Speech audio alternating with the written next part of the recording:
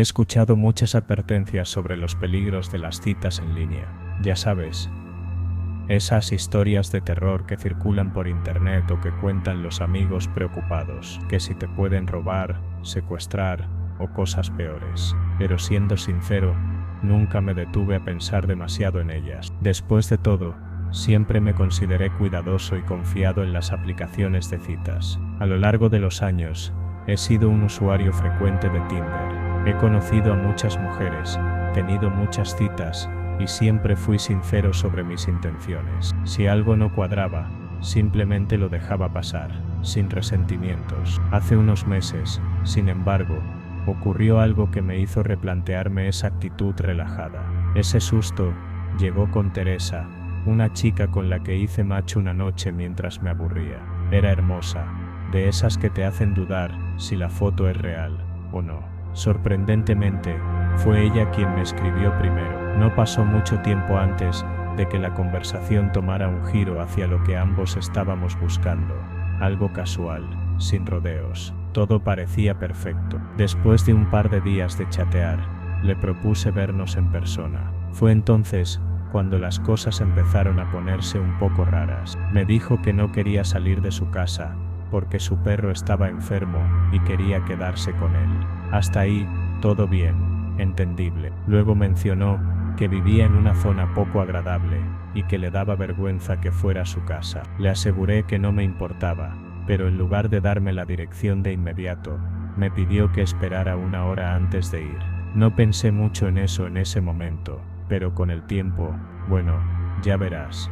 Una hora después, por fin me envió la dirección. Me pidió que le avisara cuando llegara y que no tocara la puerta, porque era un desastre. Que sería más fácil si ella salía a recibirme. Extraño, sí, pero no lo suficiente como para hacerme desconfiar. Subí la dirección en el GPS y manejé unos 20 minutos hasta llegar. El barrio era peor de lo que esperaba. Viejas casas destartaladas, basura por todas partes y apenas una farola encendida en la calle. No me gustaba el ambiente, pero ya estaba ahí, así que seguí adelante. Cuando estacioné frente a lo que supuestamente era su casa, le envié un mensaje. Mientras esperaba, me di cuenta de que algo estaba muy mal. Ninguna de las casas tenía luces encendidas. De hecho, muchas de ellas parecían abandonadas, y por si fuera poco, no había números en las puertas. No tenía ni idea de cuál era la casa de Teresa. Entonces, me llegó un mensaje: "Te veo", acompañado de un emoji sonriente. Levanté la vista y vi una figura parada en la puerta de una de las casas al otro lado de la calle, saludándome con la mano. La oscuridad no me permitía ver bien su rostro, pero llevaba una sudadera negra. Le escribí: "¿Eres tú, con la sudadera negra?". No me respondió directamente, pero casi al instante me llegó otro mensaje: "Sí, hace frío aquí dentro. Con suerte, pronto estaré más cálida". Y otro emoji de guiño. Apagué el auto, y mientras comenzaba a salir, noté que la figura ya no estaba en la puerta. Me dirigí hacia la casa cruzando la calle lentamente, pero cuando estaba a punto de llegar a la puerta, dos hombres salieron de la nada. Antes de que pudiera reaccionar, uno de ellos me golpeó con un bate o algo parecido, y caí al suelo. Todo pasó en un segundo.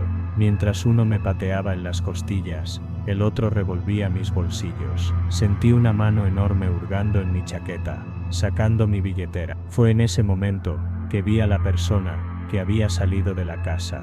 No era Teresa, ni siquiera era una mujer.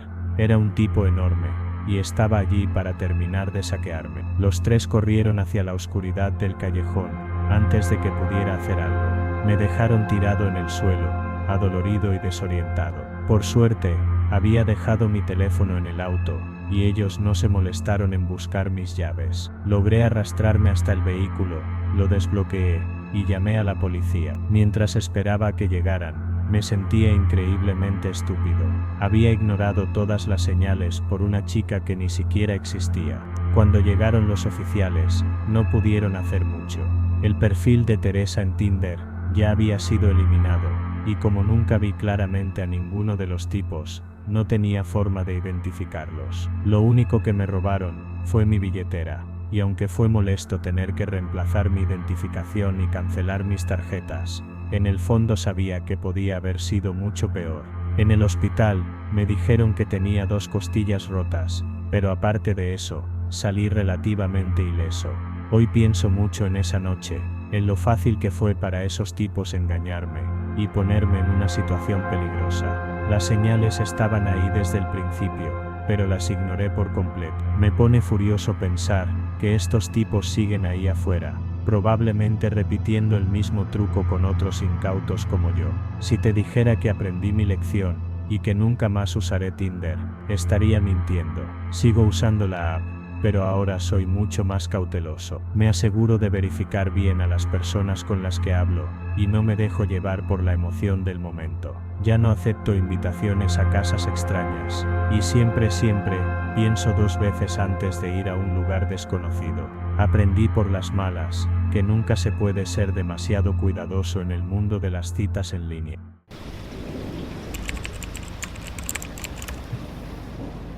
Hace un par de años salí de una relación larga y me encontré en un mundo que apenas conocía, el de las citas. Siempre he sido tímido y la sola idea de invitar a una chica a salir me llenaba de ansiedad. Nunca supe si era miedo al rechazo o a hacer el ridículo frente a los demás. Pero el caso es que no era bueno en eso de ligar. Para cuando conocí a mi ex, Tinder apenas comenzaba a hacerse popular, así que no tuve oportunidad de usarlo. Pero ahora, soltero de nuevo, era mi turno de probarlo. Al principio, estaba emocionado. Mis amigos hablaban de sus éxitos en Tinder y otras aplicaciones, así que pensé que tal vez me iría bien. Pero tras meses de intentarlo, la emoción se fue desvaneciendo. Salí con una chica que conocí en el parque, pero esa cita apenas duró 8 minutos antes de que ella fingiera una llamada del trabajo y se fuera. La verdad es que ya estaba a punto de dar por perdido todo el asunto. Justo cuando estaba por rendirme, hice match con Dani. Dani era hermosa, tanto que al principio pensé que tal vez era una broma o una trampa, pero seguí adelante. Quedamos en vernos en el parque local, un sitio bonito con un lago enorme rodeado de senderos. Acordamos encontrarnos a las 4 de la tarde, cuando ambos saliéramos del trabajo.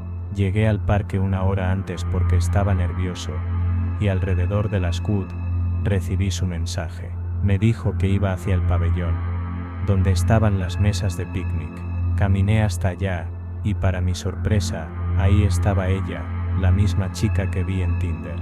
Nos sentamos a hablar y, poco a poco, mis nervios fueron desapareciendo. Dani tenía una forma especial de hacerme sentir cómodo, y en menos tiempo del que imaginé, ya estaba totalmente encantado por ella. Después de hablar por un buen rato, decidimos caminar por uno de los senderos del parque, aunque ya comenzaba a oscurecer. Normalmente no habría aceptado, pero con Dani me sentía seguro. Mientras caminábamos, en algún punto tomé su mano, y fue como si todo el nerviosismo desapareciera. Todo parecía perfecto. Sin embargo, cuando el cielo ya estaba casi completamente oscuro, Dani sugirió que era hora de regresar a los autos. Empezamos a caminar de vuelta, tomados de la mano, hasta que noté algo raro. Había alguien parado en medio del sendero, casi invisible en la oscuridad. Apenas lo distinguía, pero gracias a la luz de la luna, pude notar su silueta. Me detuve y le pregunté a Dani si lo veía. Ella asintió y le gritó al hombre, preguntándole si necesitaba algo, pero él no respondió ni se movió. Mi corazón empezó a latir con fuerza, pero intenté mantener la calma y sugerí que siguiéramos adelante, que quizás solo era alguien bromeando. Dani estuvo de acuerdo, aunque los dos íbamos caminando despacio y con precaución. Mientras nos acercábamos, pude ver que el hombre ocultaba algo detrás de su espalda. Cuando estuvimos a solo unos metros, él movió las manos y mostró lo que parecía ser un cuchillo.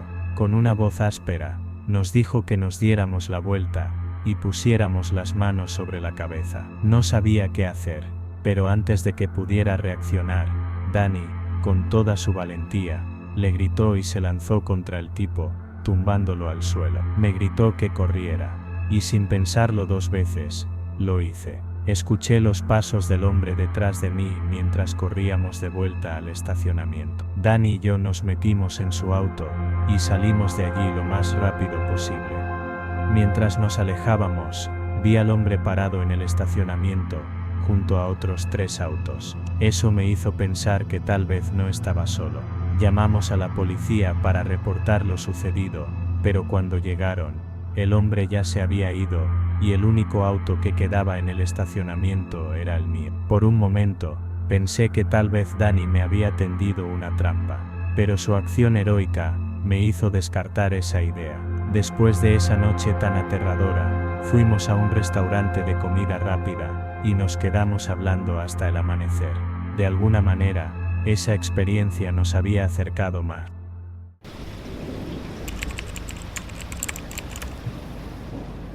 Conocí a Kenji en una de esas aplicaciones de citas. No soy de las que suelen usarlas, pero después de tantos desastres amorosos, pensé que valía la pena probar algo diferente. Su perfil destacaba entre los demás. Tenía una sonrisa cálida, ojos llenos de vida, y algo en su biografía que me hizo reír. Experto en ramen, amante de las estrellas, y excelente con los chopsticks. No lo soy con las presentaciones, pero valdrá la pena conocerme.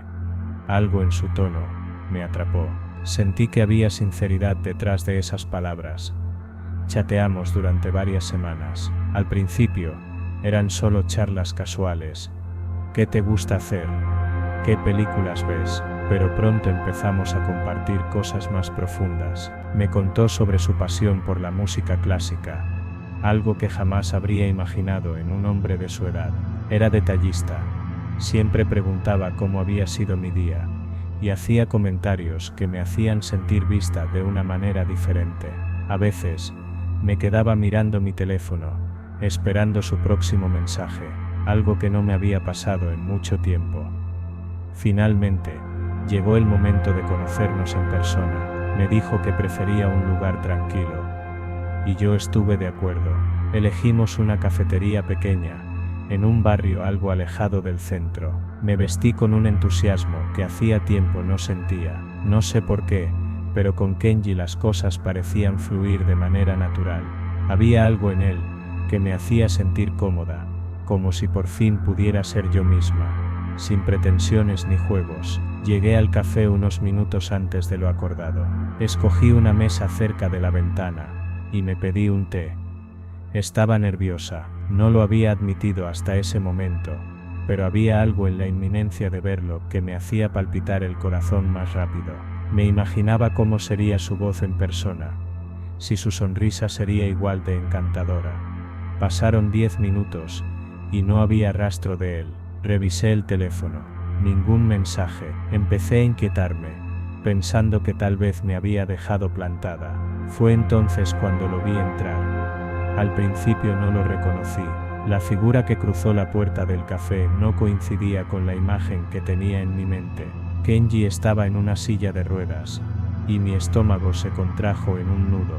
No tenía piernas. Llevaba jeans oscuros, ajustados en el lugar donde sus piernas deberían estar, y movía la silla con destreza, como si eso fuera algo que hubiera hecho toda su vida. Me quedé congelada en mi lugar mientras él se acercaba a la mesa.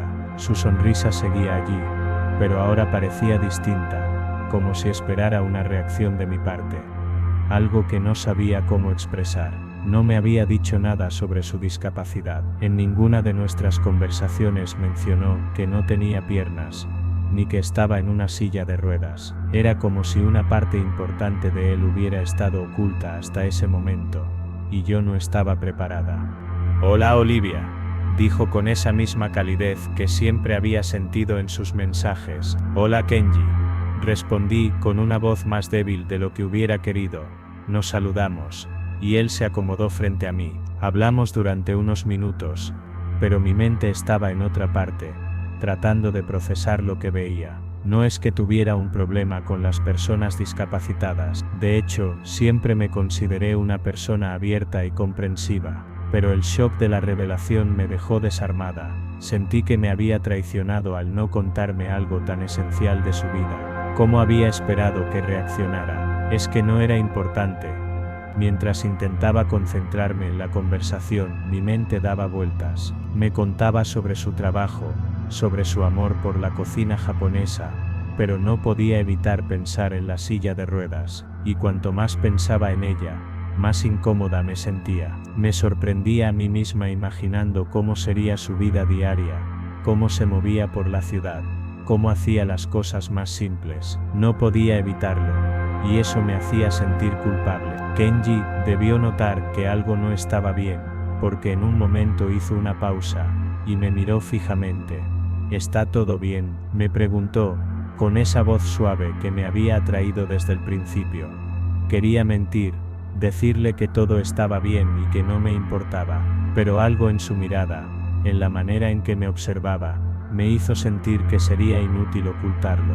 Es solo que, no me habías contado que, comencé, tartamudeando, sin saber cómo expresar lo que realmente sentía. Él bajó la mirada por un segundo, y luego la volvió a levantar, directo a mis ojos. Lo sé, y lo siento, dijo con un tono sereno, pero algo en su voz revelaba una tristeza oculta.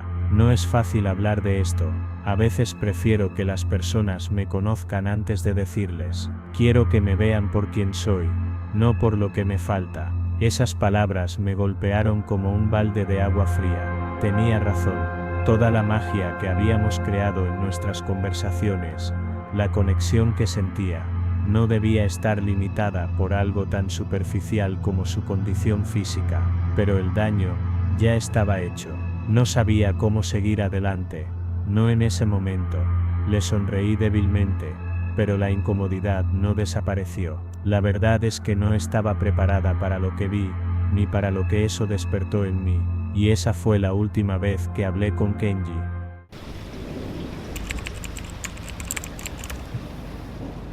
Nunca pensé que aceptar aquella invitación me arruinaría la vida. Todo empezó como una de esas cosas que uno se dice a sí mismo que no va a salir mal. Era solo una exalumna, una chica que en su tiempo no había destacado más que por su discreción y timidez.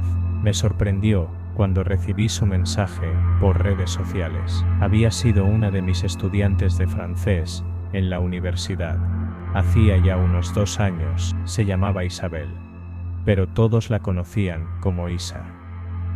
Hola, profe, ¿qué tal? He estado pensando en usted y en las clases. La verdad, me quedé con ganas de practicar más francés. ¿Le apetecería tomar un café y conversar en el idioma? Podría ser divertido. El mensaje parecía inocente. Incluso me alegró que alguien recordara mis clases con aprecio. Tal vez por eso acepté sin pensarlo demasiado.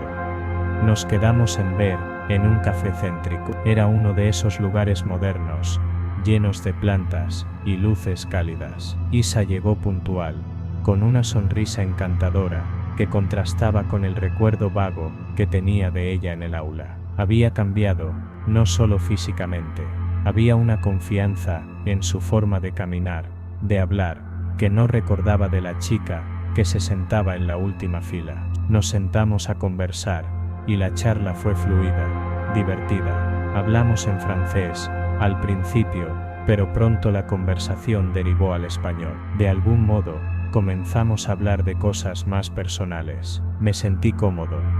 Demasiado cómodo quizás. Tal vez era la atmósfera relajada, o tal vez solo estaba confiado, pero todo me pareció normal, hasta que me di cuenta de que ya era tarde. Las calles del centro empezaban a vaciarse, y el café estaba por cerrar.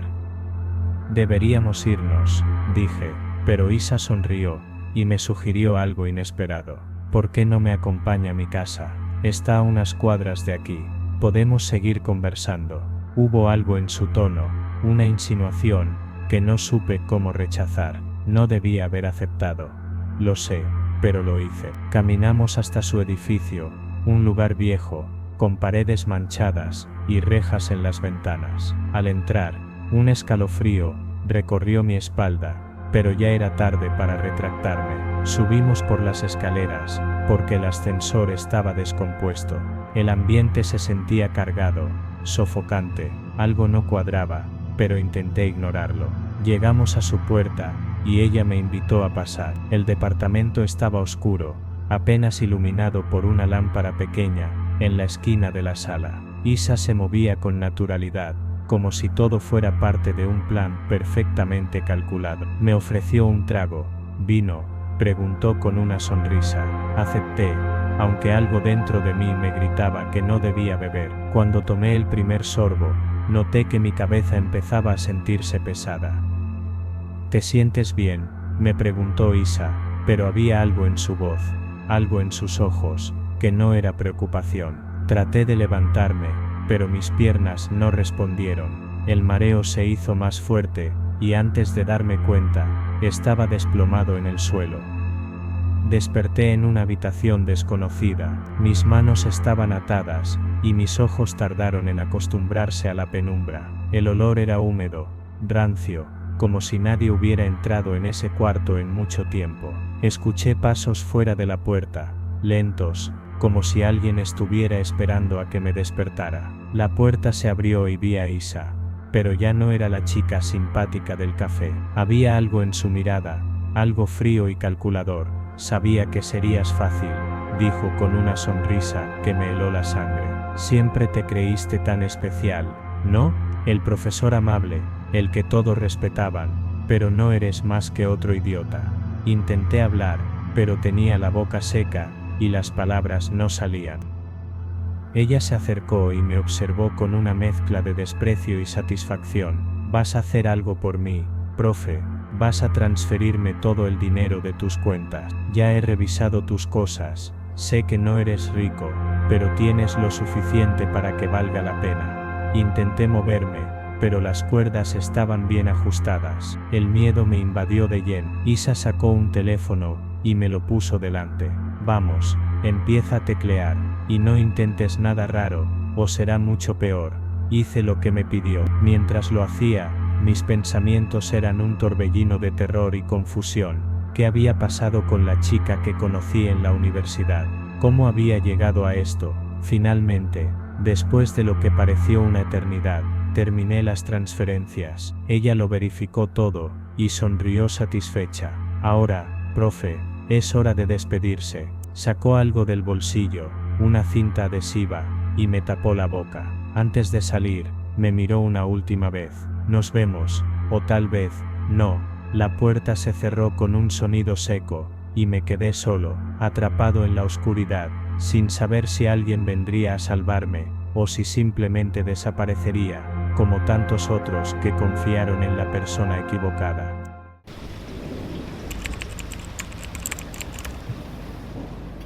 Todo empezó con un mensaje que, en otro momento, habría ignorado. Hola hermosa, ¿cómo estás? Te vi en ese restaurante la otra noche. Me encantaría conocerte mejor. No era raro recibir ese tipo de mensajes, pero había algo en la forma en que él se expresaba, como si realmente supiera quién era yo. Respondí casi sin pensar, y así comenzó todo. Su nombre era Julián, un hombre carismático, de esos que llenan la habitación con su presencia. Nos encontramos en un elegante restaurante en el centro de la ciudad, uno de esos lugares a los que no sueles ir a menos que tengas un motivo especial. Él llegó puntual, impecablemente vestido. De inmediato, supe que no era como los otros hombres con los que había salido. Parecía saber exactamente cómo hacerme sentir cómoda, cómo decir las palabras precisas, para que todo lo demás desapareciera a mi alrededor. Esa primera cita fue inolvidable. Me llevó a una joyería después de la cena, algo que me pareció desproporcionado para alguien que acababa de conocer, pero él me insistió. Quiero que tengas algo que te recuerde esta noche, me dijo, señalando un collar de diamantes. Era hermoso, pero me sentí intimidada por su generosidad. Aún así, acepté. Después de todo, ¿quién rechaza un regalo así? A medida que nos veíamos más y más, empezaba a entender que Julián vivía un estilo de vida que jamás había imaginado. Sus viajes, sus conexiones, todo era lujoso, glamuroso. Me llevaba a lugares exclusivos, siempre me sorprendía con regalos caros, bolsos de diseñador, relojes, más joyas. Me contó que estaba en el negocio de venta de diamantes, que viajaba por todo el mundo negociando con personas de alto perfil. Es un trabajo difícil, pero vale la pena, me decía, mientras me ofrecía copas de champán en algún hotel de lujo. Todo parecía demasiado bueno para ser verdad, pero estaba tan embelesada con él, con su mundo, que nunca cuestioné nada. Cada vez que sentía alguna pequeña duda, Julián la apagaba con otra mentira bien estructurada, otra historia que encajaba perfectamente con la anterior. Voy a Dubái la próxima semana. Los diamantes de allá son de lo mejor. ¿Por qué no vienes conmigo? Quiero que veas lo que hago, cómo es este negocio. Y así, me encontré viajando por el mundo a su lado. París, Hong Kong, Mónaco. Cada ciudad era más impresionante que la anterior. Lo que no sabía en ese momento era que no estábamos negociando diamantes. Julián siempre llevaba maletas, algunas más grandes que otras, y me decía que contenían joyas, que los diamantes eran tan valiosos, que era mejor llevarlos personalmente para evitar robos. Nunca pensé en abrirlas, nunca quise cuestionar lo que él me decía. Estaba cegada por el lujo, por la vida que me había prometido. Pero había detalles que comenzaban a no encajar. En uno de los viajes, mientras estábamos en una cena en un restaurante caro en Londres, noté que Julián miraba nervioso hacia la puerta cada pocos minutos. ¿Estás bien?, le pregunté. Él me sonrió, pero había algo frío en su mirada. Todo está bien, hermosa. Solo estoy esperando a alguien para cerrar un trato importante. Esa noche fue la primera vez que empecé a dudar. ¿Qué clase de negocio de diamantes requería tanta discreción, tanto secretismo? Pero no podía negar lo que veía a simple vista. Él me llenaba de regalos, me llevaba a los mejores lugares, y siempre parecía tener una explicación convincente. Fue en un viaje a Singapur, cuando todo empezó a desmoronarse.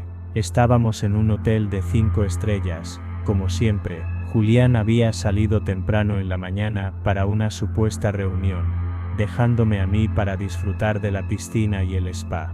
Me sentía como una reina, rodeada de lujo, pero luego, esa tarde, mientras él preparaba nuestras maletas para el vuelo de regreso, entró al cuarto con una expresión tensa. Necesito que lleves una de las maletas, esta vez, me dijo, con una seriedad que no le había visto antes. Tengo que ocuparme de algunos asuntos, y será más fácil si tú te encargas de esto. No entendí por qué de repente era necesario que yo me encargara de algo, pero no quise parecer desconfiada, así que acepté. Esa maleta, la que llevaba conmigo, fue la que lo cambió todo. Cuando pasamos por seguridad en el aeropuerto, noté que uno de los agentes me miraba con más atención de la habitual. El corazón empezó a acelerarse, pero traté de calmarme. Después de todo, no estaba haciendo nada malo, ¿verdad? De repente, me pidieron que abriera la maleta. Es solo una rutina, dijo el agente, aunque su tono no sonaba rutinario en lo absoluto. Julián se quedó quieto a mi lado, pero pude ver la tensión en su rostro. Cuando el agente abrió la maleta, lo vi. No eran diamantes, ni joyas, eran fajos de billetes, dinero en efectivo, escondido bajo una fina capa de ropa. Mis piernas temblaron. ¿Qué es esto?, pregunté en un susurro, pero ya lo sabía. Julián no me había llevado por el mundo para vender diamantes. Yo había estado transportando dinero para él, producto de algún negocio oscuro, probablemente drogas, o algo peor.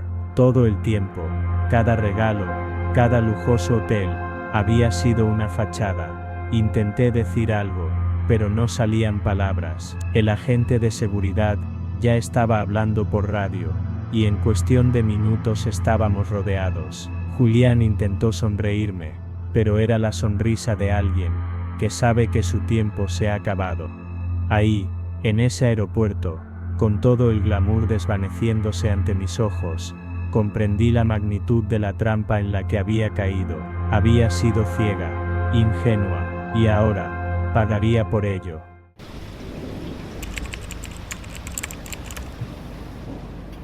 Cuando acepté el puesto temporal como maestra en la prestigiosa escuela de niños ricos, no imaginé lo que estaba por venir. El colegio tenía una reputación impecable, y solo los mejores candidatos pasaban la rigurosa semana de prueba para obtener el cargo definitivo.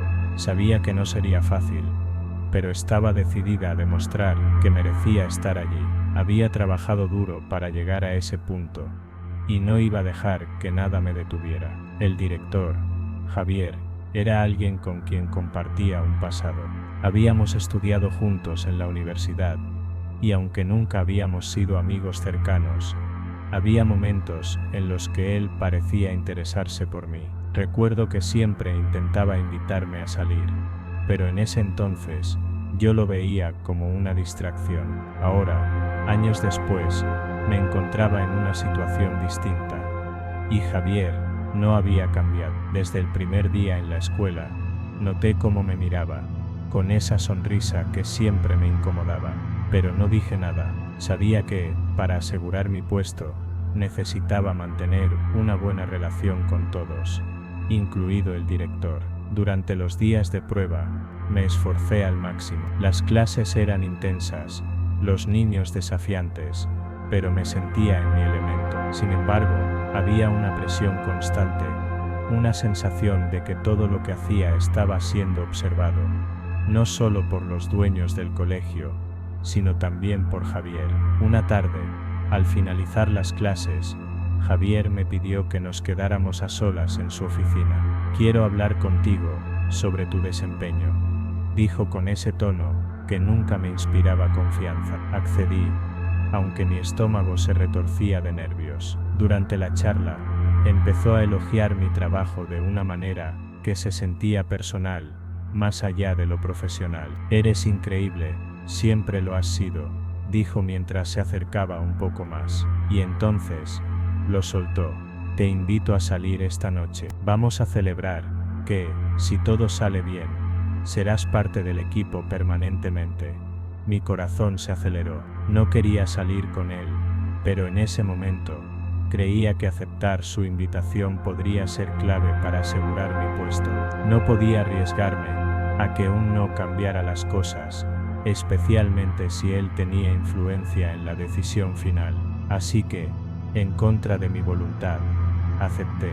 Esa noche, nos encontramos en un bar cercano al colegio. Mientras él pedía su tercer trago, yo intentaba mantener una conversación superficial, hablando de cosas triviales, para evitar cualquier insinuación incómoda. Pero no podía evitar sentir que algo andaba mal. Su comportamiento se tornaba cada vez más insistente, más invasivo. Fue entonces cuando recibí un mensaje de una amiga que trabajaba en la administración del colegio. Lo que me dijo me heló la sangre. «Ya estás aprobada. Ni siquiera tenías que hacer esto. Los dueños te seleccionaron desde el principio. Javier no tiene nada que ver en la decisión».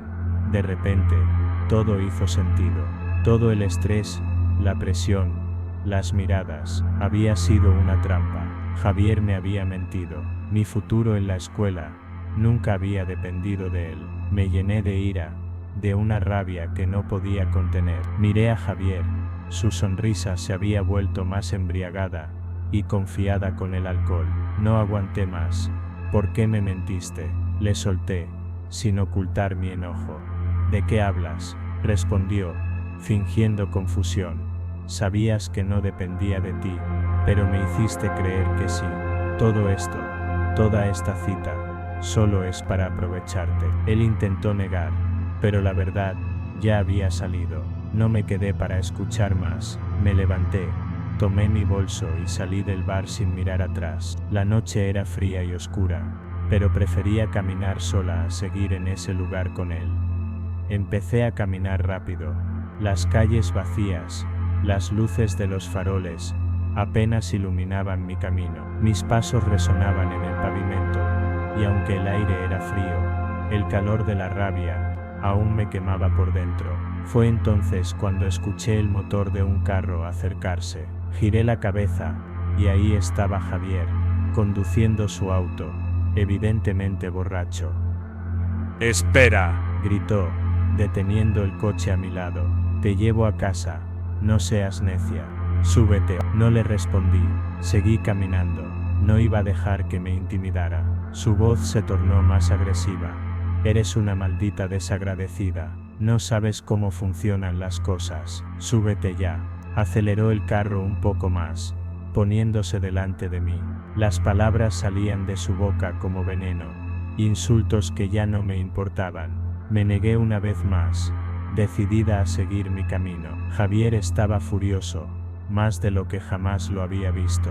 Apretó el acelerador, y en un arranque de ira, salió disparado a toda velocidad por la carretera. Lo vi alejarse, su carro zigzagueando por el camino. Fue cuestión de segundos. Desde la otra dirección, apareció un camión, un monstruo de metal que no pudo detenerse a tiempo. El impacto fue brutal, desgarrador.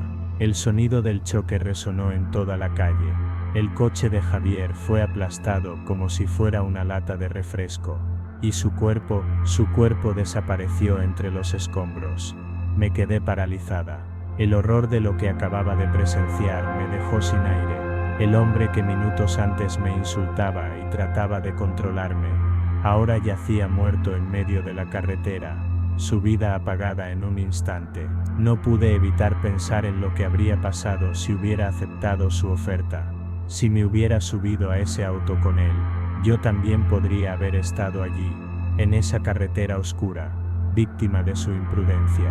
Un escalofrío me recorrió el cuerpo. Seguí caminando, con el corazón en la garganta y las piernas temblorosas, sabiendo que, de alguna manera, había escapado de algo mucho peor que la muerte. Javier había jugado con mi vida, pero al final, fue el destino quien jugó con la suya.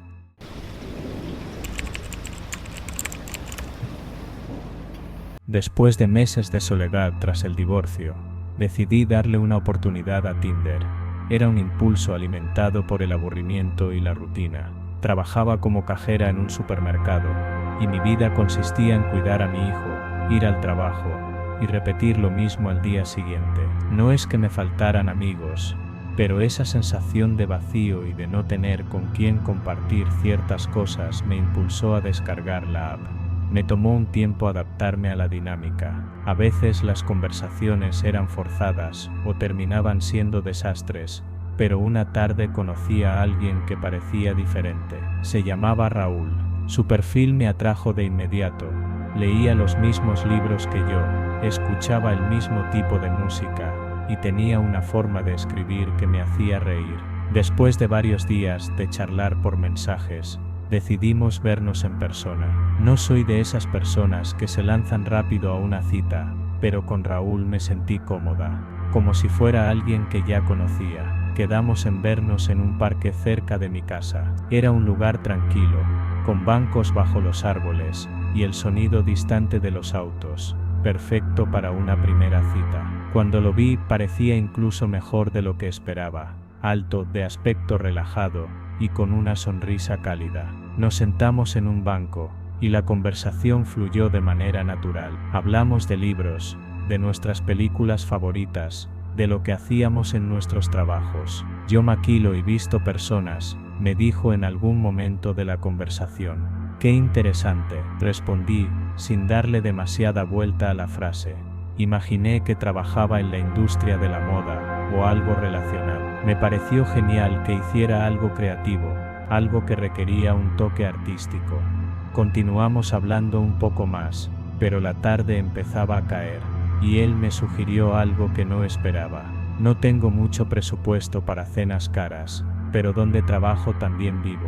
Podríamos ir allí, preparar algo rico, y seguir hablando. Es un lugar tranquilo, sin mucha gente. La idea de que viviera en su lugar de trabajo me pareció un poco extraña, pero no me preocupaba demasiado.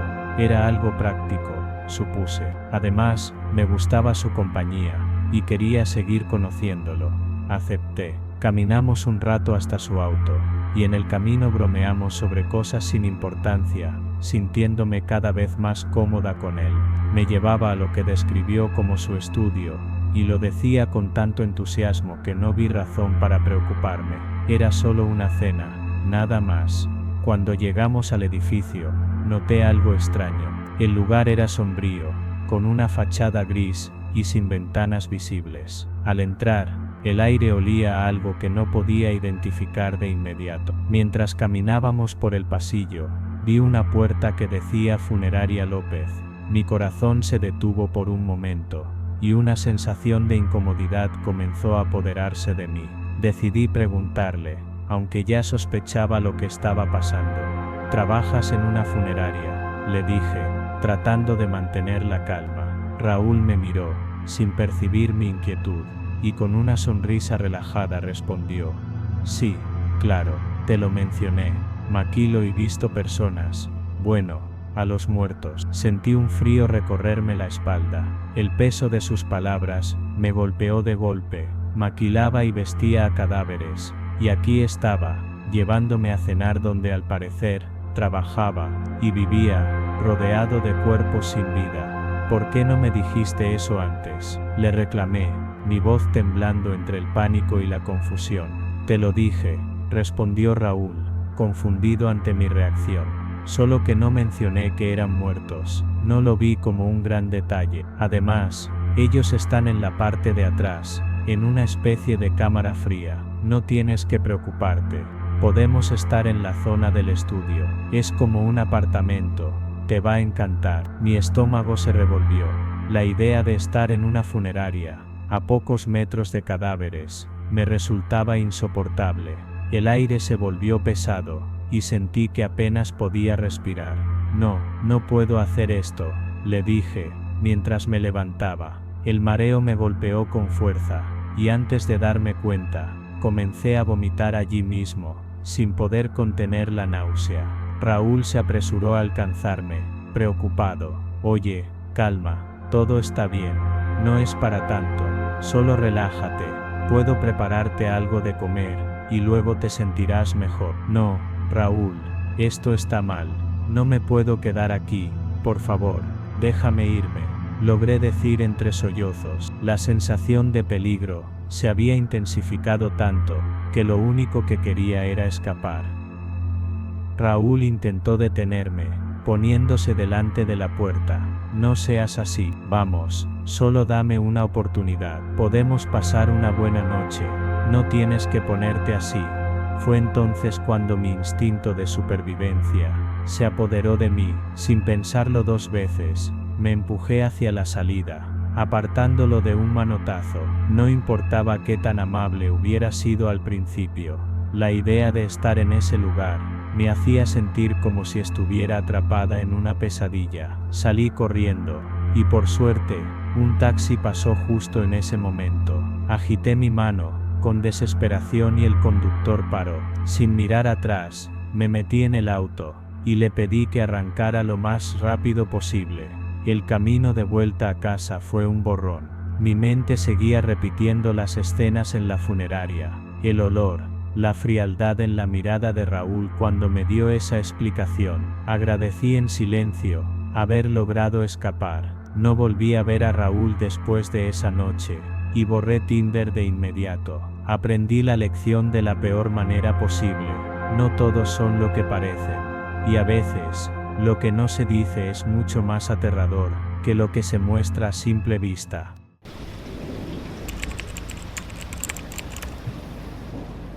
La verdad, nunca fui de andar buscando atención ni sexo fácil en esas aplicaciones de citas. Siempre he sido más reservada, pero ya llevaba mucho tiempo viviendo en Alemania y, la verdad, hacer amigos no es tan sencillo cuando eres latina. La gente aquí tiene otra forma de ser, otra cultura, y yo ya no aguantaba más la soledad. Ya tenía 40 años y la soledad me estaba pegando fuerte, así que, con mucha duda, decidí descargar Tinder. Pensé que no tenía nada que perder. Conecté con un alemán guapo que vivía en Berlín, igual que yo. Era mayor, como de 25 años. Recuerdo que al principio me daba un poco de cosa la diferencia de edad, pero bueno, me pareció que a lo mejor era alguien más maduro y con quien podría tener una buena conversación. Nos quedamos de ver en un bar moderno, de esos que están de moda. Yo estaba nerviosa, pero desde que lo vi, todo fluyó de manera increíble. Era carismático, Hablaba de manera tranquila y abierta, lo que me hizo sentir cómoda rápido. Después de un par de tragos y una buena charla, sacó una pulsera de Pandora y me la regaló. Fue un detalle inesperado que me emocionó más de la cuenta. Me dije a mí misma, si esto es en la primera cita, ¿cómo será lo que sigue? Y es que, ¿a quién no le gustan esos pequeños gestos? La verdad es que mi corazón brincaba de emoción. Pasada la medianoche, me propuso ir a un hotel de lujo. Al principio me sentí algo nerviosa, pero la noche había sido tan perfecta que no vi ninguna razón para decir que no. Al llegar, la habitación era impresionante. Todo estaba decorado con detalles elegantes. Me sentía como en un sueño, como si este europeo tan hermoso fuera parte de un cuento que nunca esperé vivir. Ya en la cama, la tensión sexual estaba en su punto. Yo no podía creer que todo eso me estuviera pasando a mí. Él, tan atractivo, tan caballeroso, pero fue justo en ese momento cuando todo empezó a torcerse. Me dijo que iba al baño, y noté que se tardaba más de lo normal.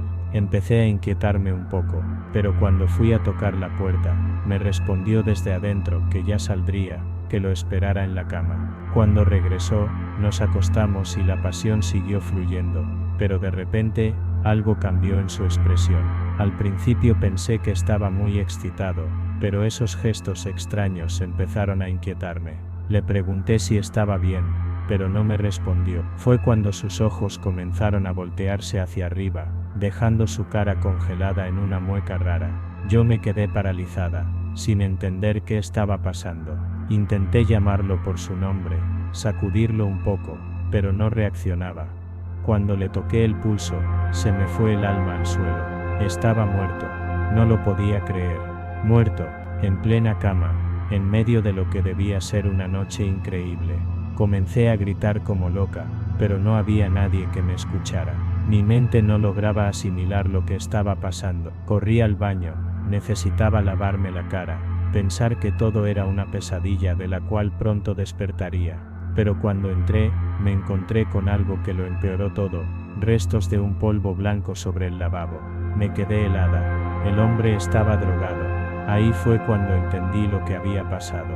Él no estaba emocionado por la noche, ni por mí. Estaba drogado hasta el tope, y lo peor es que la sobredosis lo mató justo ahí, conmigo. Sentí que el mundo se me venía encima. De pasar una noche que parecía de ensueño, terminé sola en una habitación con un desconocido muerto, y droga por todos lados. No sé cuánto tiempo estuve ahí, sin moverme. Me quedé pegada a la puerta del baño, temblando, con la mente en blanco. Luego llegaron los de seguridad y los de emergencia, y todo se volvió aún más borroso. Los días siguientes fueron un desfile de interrogatorios interminables. Las autoridades me hicieron preguntas que ni yo misma podía contestar, porque la verdad es que apenas lo conocía. No había hecho nada malo, así que al final no tuve ningún cargo, pero ese incidente me dejó marcada para siempre. Desde entonces, no he podido quitarme la sensación de que todo esto fue mi culpa, por haber bajado la guardia, por haber confiado en un extraño.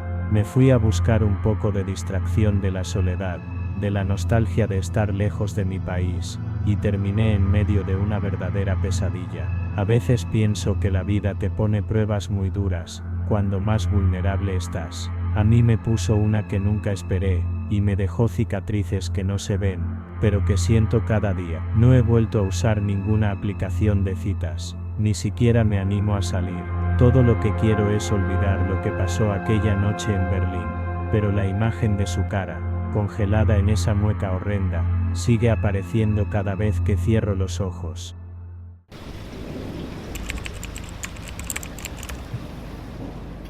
Llegué a los Aseneos sin haber conocido el amor.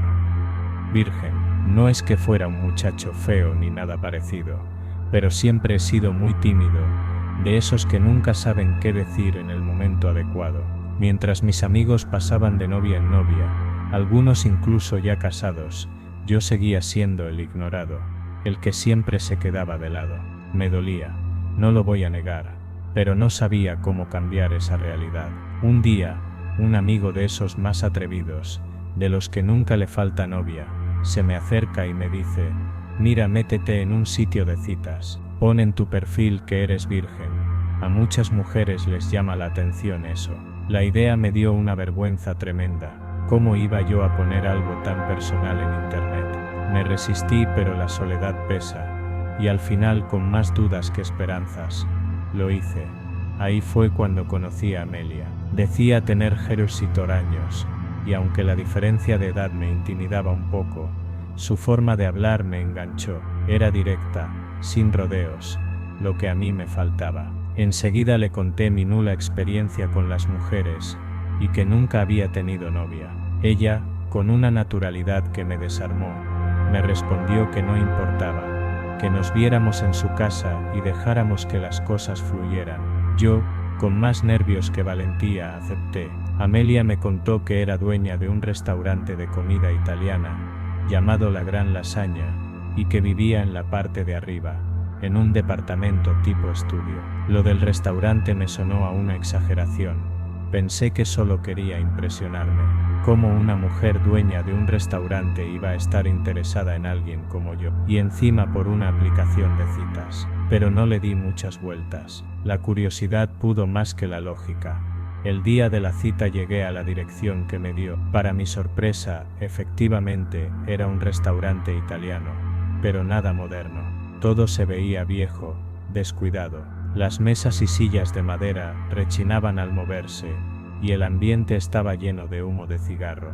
Más que un restaurante, parecía una taberna, y en lugar de clientes disfrutando de comida, había hombres bebiendo y abrazados con mujeres que vestían faldas cortas y shorts. Todo me olía raro, pero traté de ignorarlo. Fui directo al cajero y pregunté por Amelia. Me dijeron que ya me estaba esperando arriba. Subí por unas escaleras angostas, de esas que te hacen sentir que te adentras en algo desconocido y peligroso. Al llegar al segundo piso, el lugar no era mejor que abajo. Estaba decorado con cuadros antiguos de platos italianos que parecían más caricaturas que arte.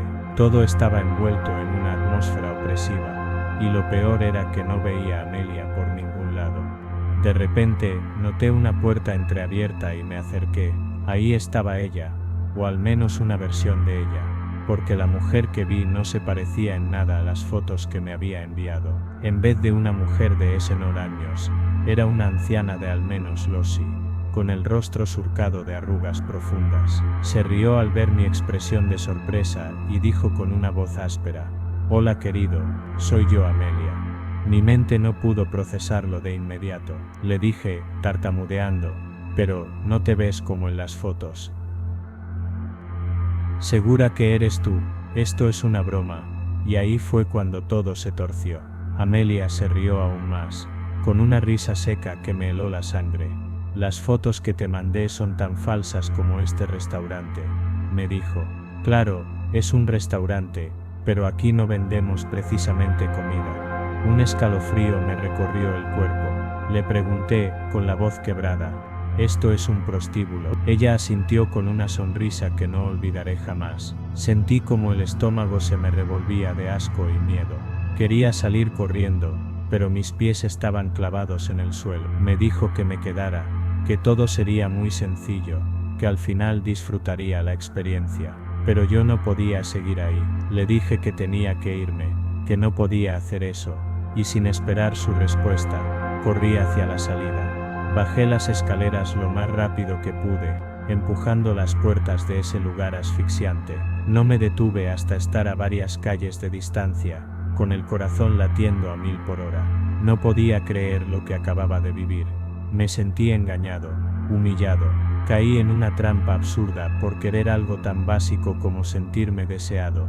Los días siguientes fueron una pesadilla. No podía dejar de pensar en Amelia, en su risa burlona, en la sordidez de aquel lugar. Me sumí en una depresión que me costó mucho superar. No quería saber nada de citas, de mujeres, ni de mí mismo. Pero, con el tiempo, las heridas empezaron a sanar. Hoy, con más años, tengo una relación estable con una mujer maravillosa. Ella tiene Censil y 2 hijos, y aunque mi vida no ha sido fácil, finalmente encontré algo real. Pero cada vez que alguien me habla de citas en línea, o de encuentros casuales, no puedo evitar sentir un nudo en el estómago. porque sé que, detrás de las fotos, de los mensajes y las promesas, pueden esconderse horrores que nadie imagina.